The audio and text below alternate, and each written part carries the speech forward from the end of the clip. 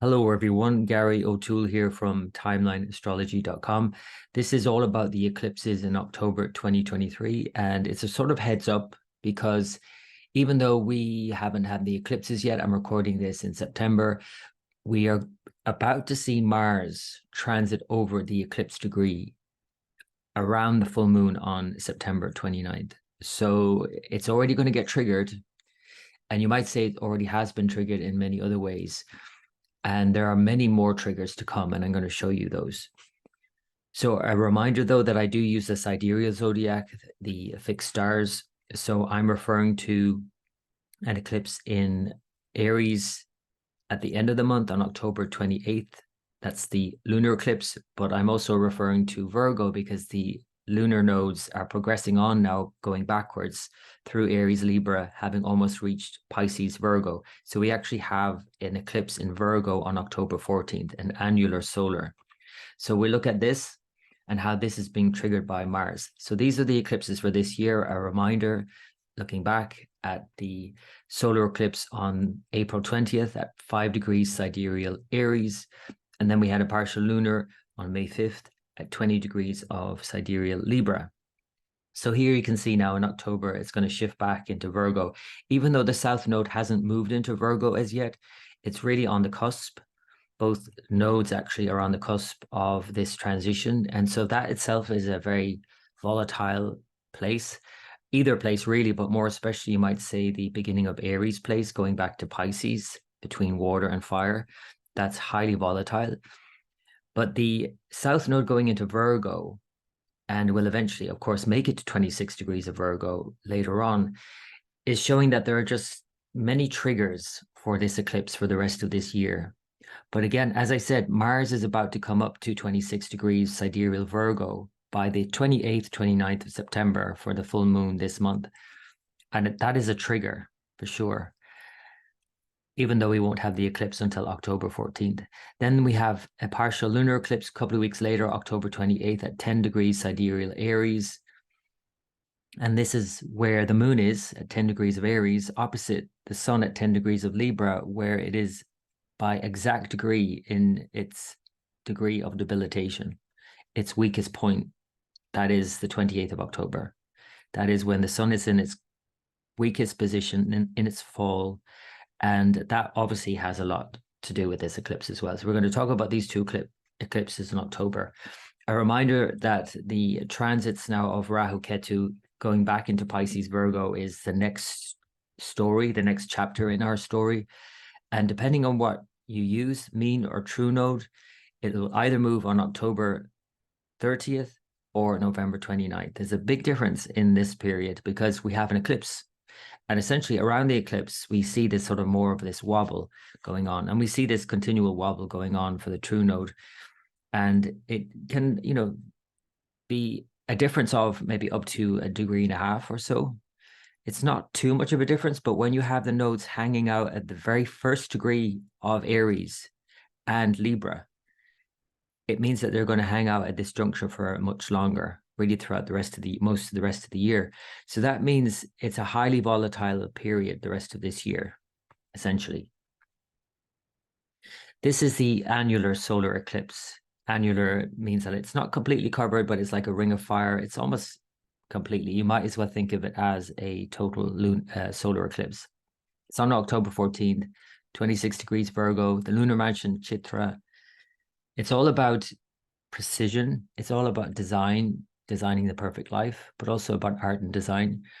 But its association with the planet Mars, this lunar mansion Chitra, is obviously showing more volatility and Mars-like activity. Now, what happens before this eclipse is already very volatile because, like I said, on the 28th, 29th of September, on a full moon, with the full moon opposite Mars will trigger this eclipse degree. So really by the end of September, we're seeing a major trigger. And then subsequently, Mars is going to conjoin the South Node itself on October 4th, even before this eclipse. And that's another trigger. And that's a trigger in many ways. It could be an escalation in the war. It could be natural disasters or natural disasters. It could be and or economic fallout, economic adjustments on a major scale. We see what's happening in China, for example, and it's usually a case where Mars and the South Node Ketu come together. There is some sort of crash going on.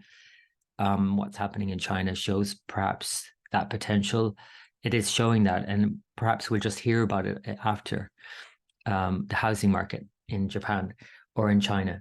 So this eclipse, as you can see, it's moving across the US and down into South America and across South America.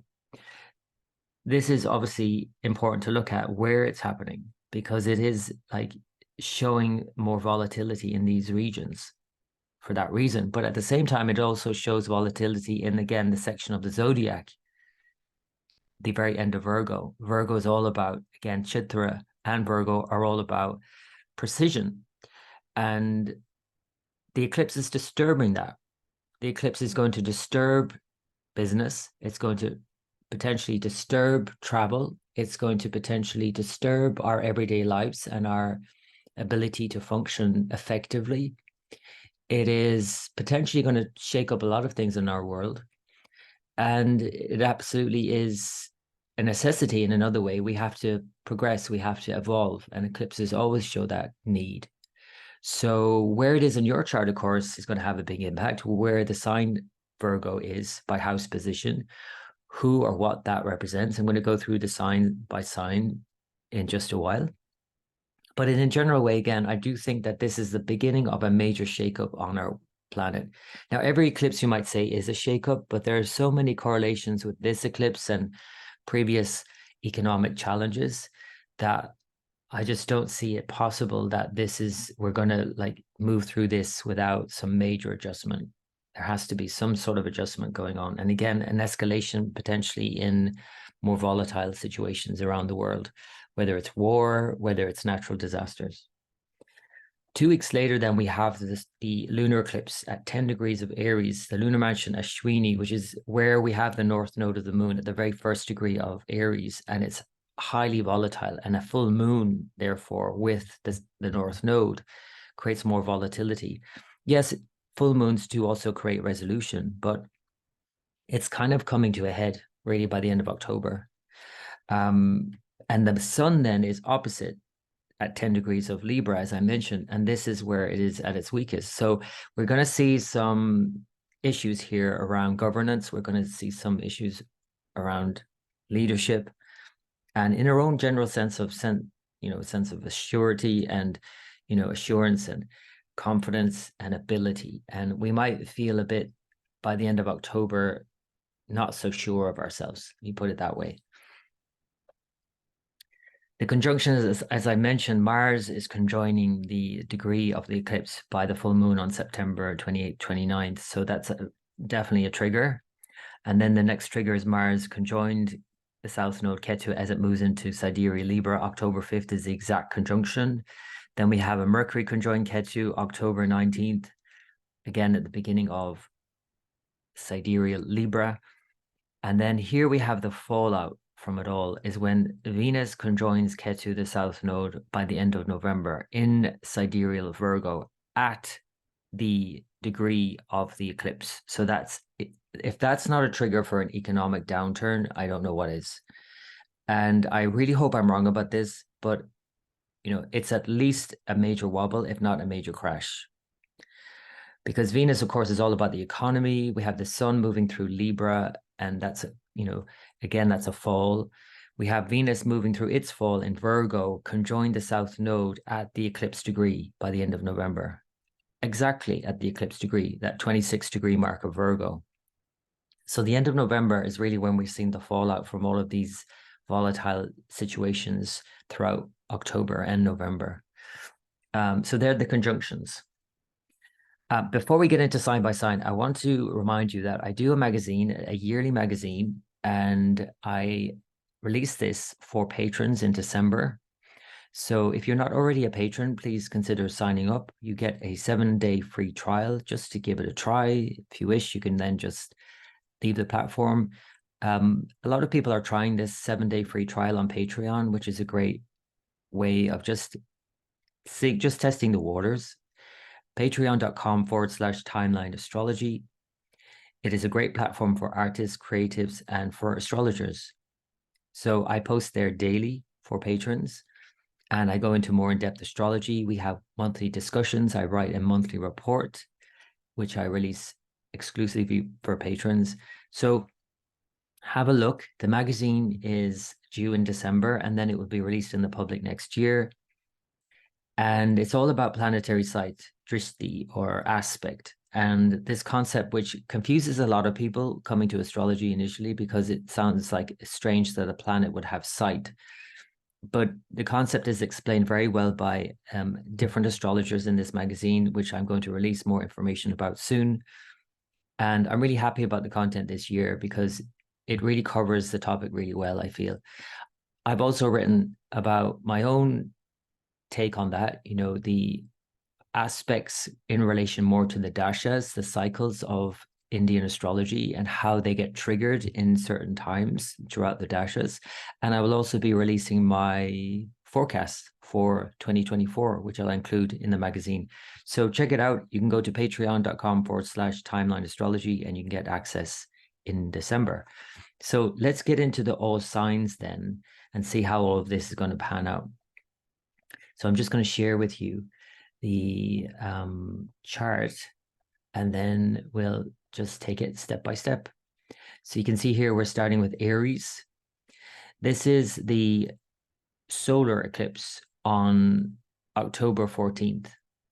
And so we have the moon and the sun come together here at 26 degrees of sidereal Virgo and conjoined a very powerful Mercury. So this is something of a plus for sure, despite the volatility of Mars. Again, Mars already having conjoined the degree, Mars conjoined Ketu opposite Rahu, Jupiter, Uranus in Aries. Despite all of this volatility, there's a lot of pluses here too. Now, the thing is that Mercury is also opposite Neptune at this time, and all of these planets, including the eclipse, is opposite Neptune, which is a whole other. So again, natural disasters, water-related disasters, and so on, especially with Rahu, the North Node, at the very first degree of Aries. And again, depending on whether you use mean node or true node, the mean node, is moving in here by mid-October.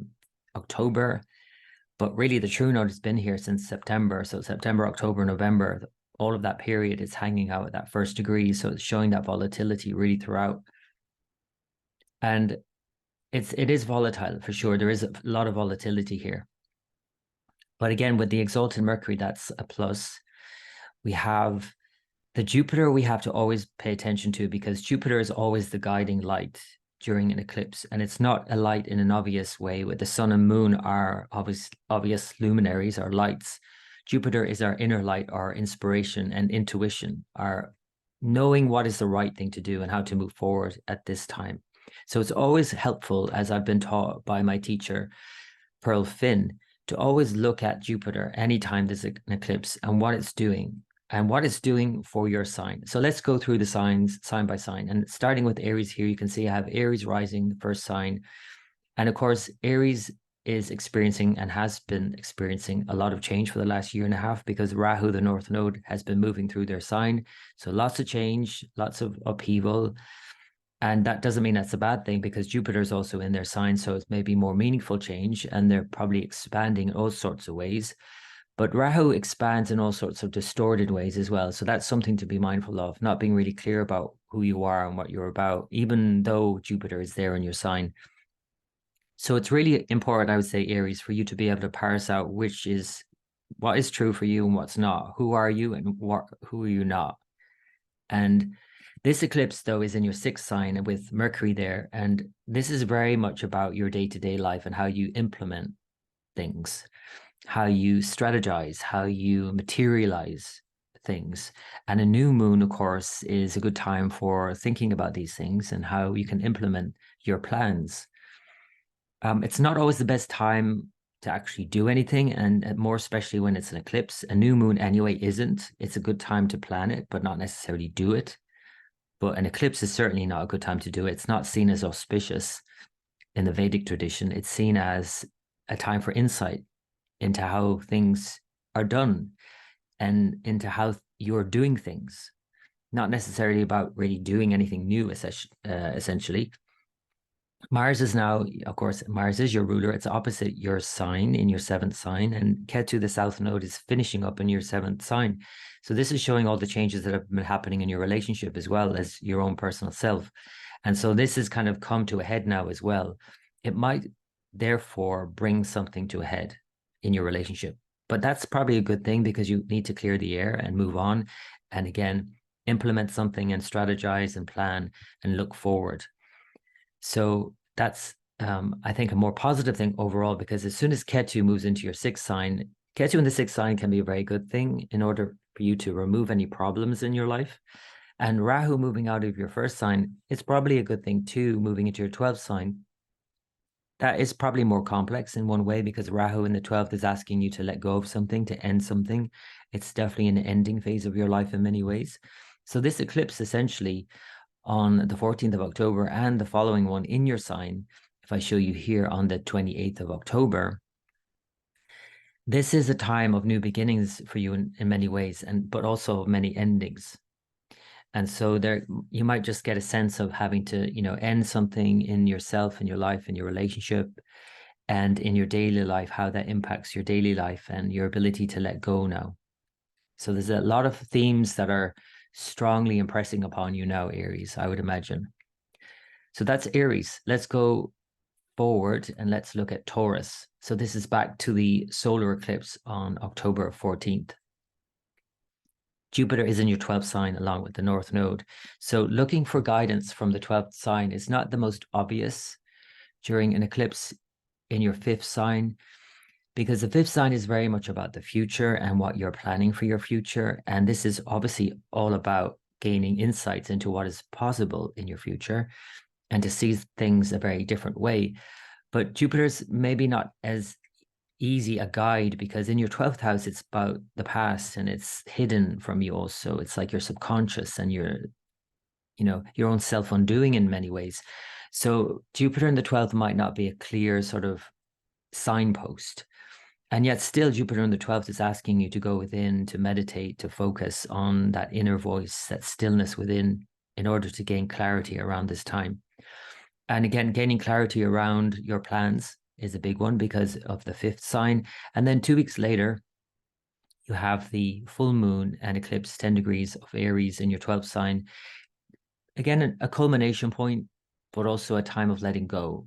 So culmination points are a time of letting go anyway. Think about it that way.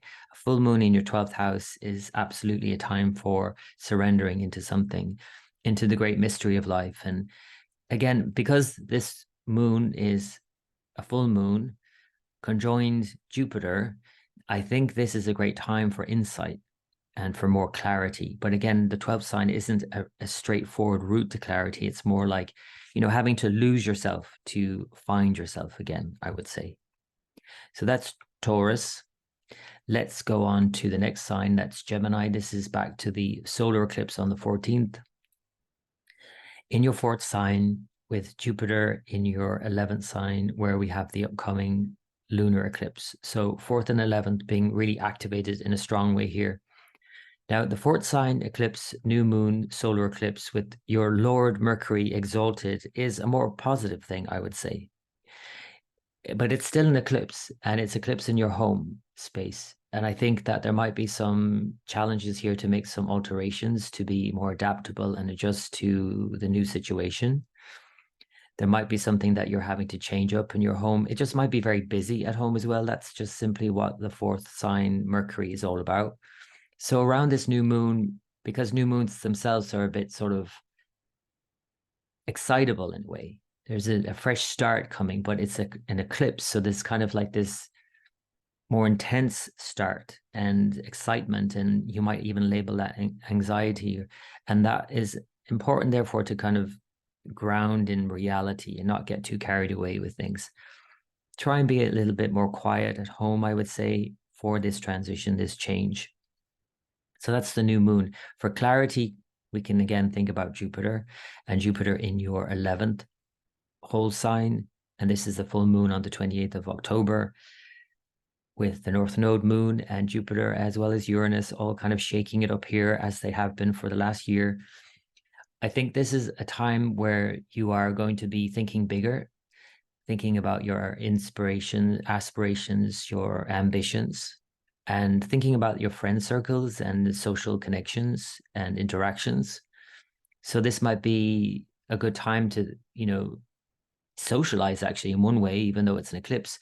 But of course, for any eclipse, I would say it's always going to be a bit more intense. I remember going to a party once during a full moon and an eclipse, and it was just so intense, but so intensely good. But at the same time, it's just too intense.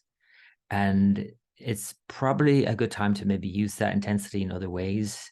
And as again, even though full moons are more outgoing, a lunar eclipse is just unpredictable. We put it that way. So, and it's also a waste of energy and opportunity in a way as well, because if you're just focusing so much on your group of friends or social life, it's kind of like a waste of insight because it's just too busy.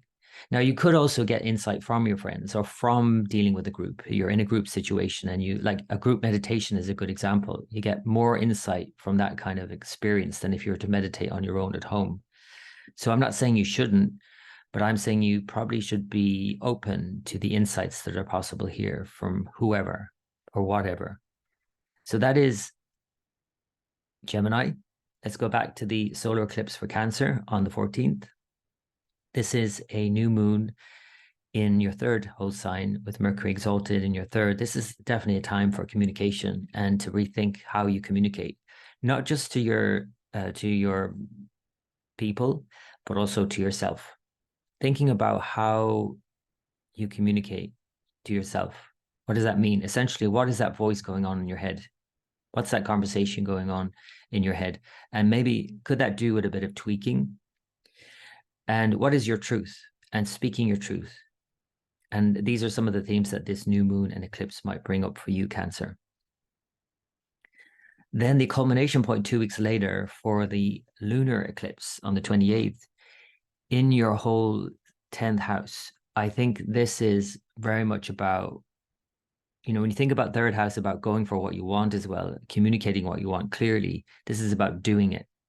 10th house is all about taking action. So it relates more to career for that reason, but it's any kind of action. And a culmination in that point in your chart, I think, can bring many great insights and action. But again, because it's an eclipse, perhaps thinking about easing up on that and maybe not being too impulsive right now, because there's a lot of volatility around this time. So thinking about your actions, thinking about your work life, trying to maybe slow this down and yes, gaining more insight into what you can do, but maybe not doing a whole lot with this. It's just too intense. There's too much going on. Finding the balance between your home life and your work life will be a key thing here for this full moon by the end of October, with all the planets lining up in your 4th and 10th houses. So Cancer, that is the eclipse. Let's go on to Leo. Oh, let me just go back to the 14th and bring it forward to Leo. So here's the eclipse in Leo on the 14th. This is in your second host sign, Leo. This is all about your values, including your finances and how that links to your family. There's some changes going on in that sphere of your life, and also what you believe to be possible as a result of these changes. So the new moon occurs in your second sign on the 14th, Mercury exalted in your second sign. It's a lot to do with money, but again, family. There's money and family issues going on here for sure for you, Leo.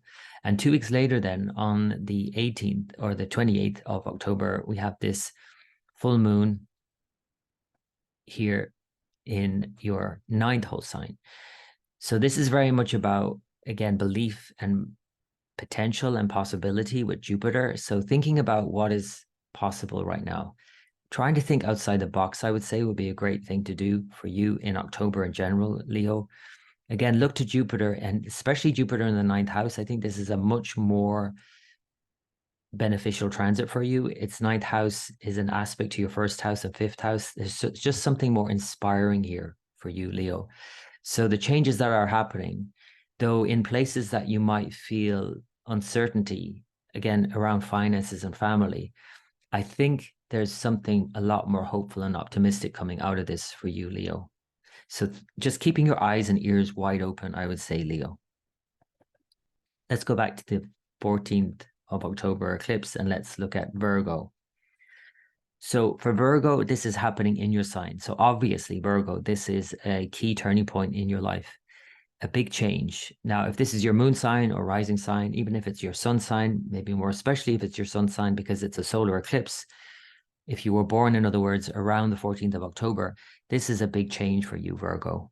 So I would say keep an open mind throughout. Mercury, your Lord, is very strong in helping you implement those changes and adapt to these changes. So that's all good. Just keep an open mind to the changes because 2 weeks later, you have the full moon and eclipse in your 8th house sign. So that is more unexpected change, I would say. That is probably coming on the back of the new moon on the 14th. So something might get shaken up on the 14th or around then, or even before then, as I said, with Mars by the end of September. But then 2 weeks later, at the end of October, you have this sort of like further adjustment, I would say, and a culmination point in many ways with the full moon. And looking to Jupiter in your 8th, again, though not an obvious place for clarity, I think if you go within and really meditate on these things and the potentials here, personal and also professional, but personal as in your own personal self and your relationships and your intimacy with your partner and any other, and your ability to be open to change, essentially. I think that's what the 8th house is reflecting more than anything. And that's a key thing. Finances are a big thing here as well, because the balance here for the full moon is between the 2nd and the 8th. So a lot of financial considerations for you, Virgo, a lot of family dynamics. And if you have a partner, their family also is pulled into the mix.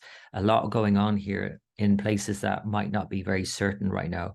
But again, go within, find that insight and stillness, and therefore that clarity within, I would say, Virgo. So then bringing it forward to Libra for the eclipse on the 14th.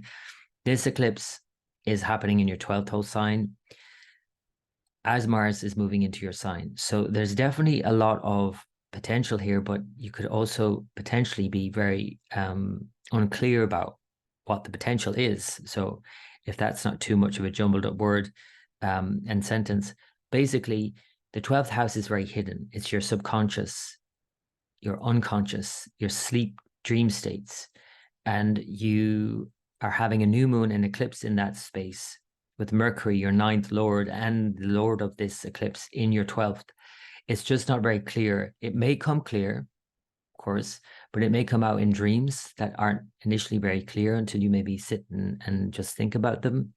It could come to you through meditation practices that help you to still the mind, because Mercury in the 12th isn't very still and doesn't really allow you to rest still in meditation necessarily, might not even allow you to rest fully in sleep. You might have a lot of erratic dreams and things like that, a lot of activity going on. It is definitely a more creative time for you, I would say, Libra, to think outside the box, to think of things in a different way, to be open to new adventures, I would say. And then a couple of weeks later, we have the full moon in your 7th sign. And I think this will be a time where more clarity can be forthcoming. Jupiter is in your 7th sign, bringing more clarity to you, bringing maybe that through another, whether it's your partner or any other, or through the world out there. I do think that there's going to be more clarity for you by the end of October, in contrast to the earlier part of the month, where it's probably a bit more confusing as to how to move forward.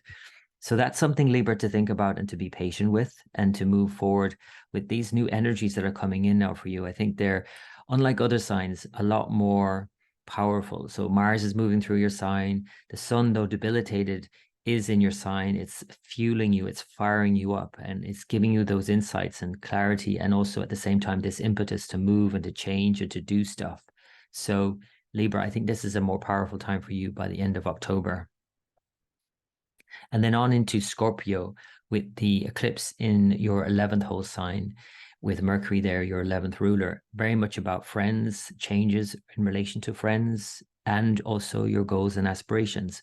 So the reason why, by the way, friends and goals and ambitions go hand in hand is because the more fingers you have in more pies, the more you can do. There is potential risk with that as well, because if you scatter yourself too much and you have too much going on socially, for example, or you're just connecting to too many people, yes, it opens up doorways for you, but at the same time, you can get very scattered. So Scorpio, that's something I would think about for our new moon in your 11th sign, that you don't spread yourself too thinly. I would say, yes, you want to focus your ambitions. You don't want to be overly critical either of, people, but you have to be discriminating. That's the highest expression of Mercury. Discriminate between where you should go and where you shouldn't go, and maybe just pick and choose your outings. So that's the new moon and eclipse on the 14th. And then that insight again from Jupiter in your 6th host sign for the full moon on the 28th. The insights again here, just as in with Taurus, with Virgo, and now with your sign, Jupiter in the 6th sign, it's not very clear necessarily, but it's clearer probably than Taurus and Virgo. The clarity can come to you through just your everyday. 6th house is very much about, what you do day in, day out. And maybe you're just doing something, you're just pottering along, or you're just doing your activities, your routines, and whether exercise or work routines. And then you just have this deep insight about something in your life.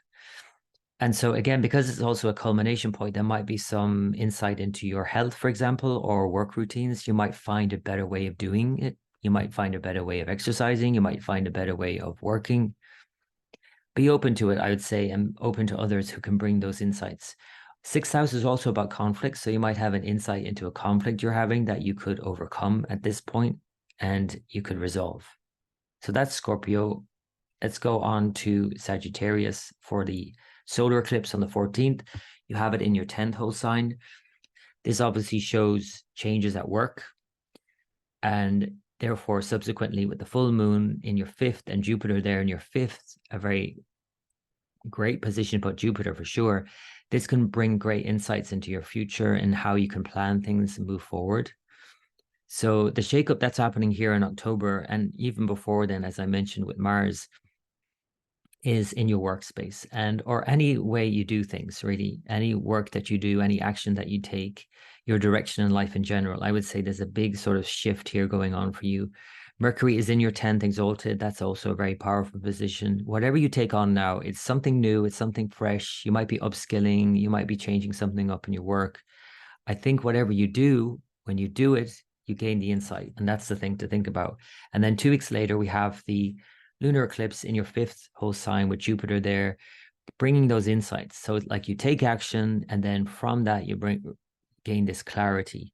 And then from that clarity, then you make plans and can move forward more easily. And easily is certainly the word in terms of Jupiter, bringing more ease. Now, yes, it's retrograde.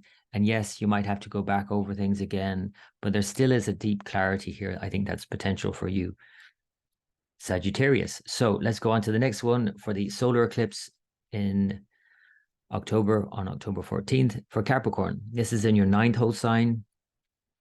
9th host sign is very much about your guiding principles and your more expansive, more higher minded, more philosophically minded aspects of life, thinking about how you're guided, who guides you. More insight here is available, of course. It's a new moon, it's an eclipse. Mercury is exalted in your 9th. Lots of potential here in study, travel, and just a general sense of more clarity around what you believe to be true eventually. Because initially, as is always the case, eclipses often obscure before they reveal. And sometimes they reveal and then obscure. So it really depends on the individual, but essentially, and on the eclipse. Essentially, though, this is a time for clarity. 2 weeks later, then we have the lunar eclipse. Let me go back to your sign in your 4th host sign.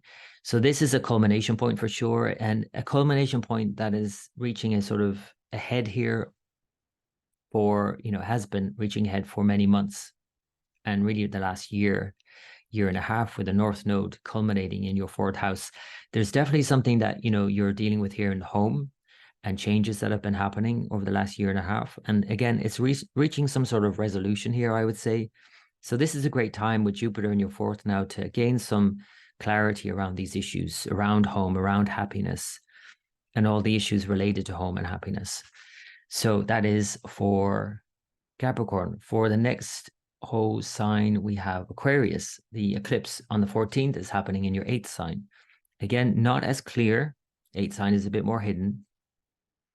Deeper work, psychological, deeper insights, therefore also. So the deeper the work, the deeper the insight. And I think there's going to be some issues here, of course, around unexpected change. There's going to be something around your partner. Venus is in your 7th sign, so that's adding, a better taste, flavor to this, absolutely. But it's still a change that's happening around joint finances. And there's still a change happening in your interaction with others, in your intimacy and openness to other people. So the changes and unexpected changes, usually with the 8th house, that are happening here, just be open to them. I think they are more beneficial. Mercury's exalted, your 5th lord exalted. I think there's more potential here for more positive changes as well. And then the culmination point 2 weeks later in your 3rd host sign is very much about, and your ruler there, Rahu, finishing up its 1.5-year cycle in your 3rd sign. That's a good position for just getting what you want by being clear about what you want and going for it. And so being open to the change initially, that's stoked in September, October, and then culminating by the end of October in this sort of, I'm more clear about who I am, what I'm about, and what I need to go for, and how do I communicate that. And essentially, if you're more clear about what you want, you're going to be able to communicate it more effectively. So there's definitely a culmination point coming here by the end of October. And then finally, we have Pisces. Pisces, the solar eclipse on October 14th in your 7th host sign. Big changes happening in your relationship and relationships in general. But of course, if you're in a relationship, a romantic relationship, that's where you're going to feel it more intensely. And that's where they're going to feel it more intensely from you. So there's a change that has to happen here. It's a turning point, obviously, in your relationship. The new moon in your 7th house, exalted Mercury, changes at home also.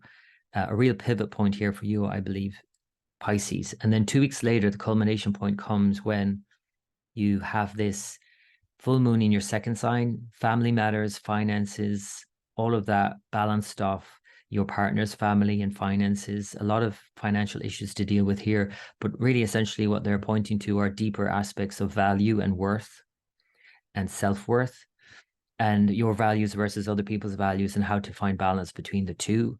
And of course, a full moon is more extreme, and a full moon and eclipse is even more extreme in terms of maybe losing the balance for a while so that you can regain it.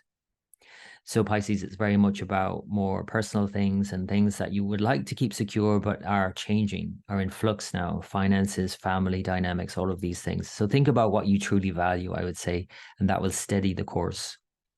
So that's Pisces, and that's all of the signs. So I hope that's been of help, everyone. I'm just going to share one last thing with you before I leave you.